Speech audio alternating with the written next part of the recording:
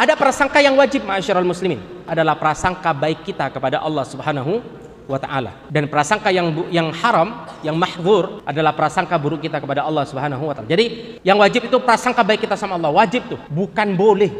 Tidak boleh sekalipun seseorang meragukan keputusan Allah, karena itu akan berdampak pada keabsahan tauhid kita. Antum mendapatkan keburukan dalam sebuah kehidupan, boleh tidak berprasangka buruk sama Allah? Tidak boleh.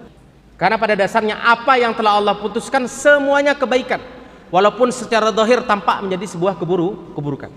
Jadi kalau kita mau menilai sebuah takdir itu, maka harus pakai dua kacamata. Yang pertama adalah kacamata kita melihat takdir itu adalah keputusan Allah. Maka kalau pakai kacamata yang satu ini, maka semua takdir itu baik bagi seorang hamba, walaupun zahirnya adalah keburukan. Yang kedua, melihat takdir itu sebagai bentuk sebab dan musabbab. Ada sebab yang terjadi, misalnya ada orang tiba-tiba datang mukul kepala kita.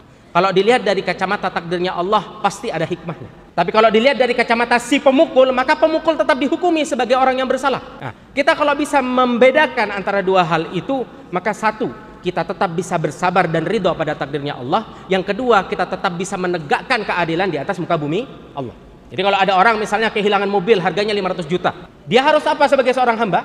Harus sabar. Wajib itu sabar, minimal dia sabar. Syukur-syukur dia bisa ridho. Tapi orang yang sabar itu bukan berarti tidak boleh melaporkan kejadian itu kepada pihak berwajib. Boleh, berarti ente tidak sabar, bukan.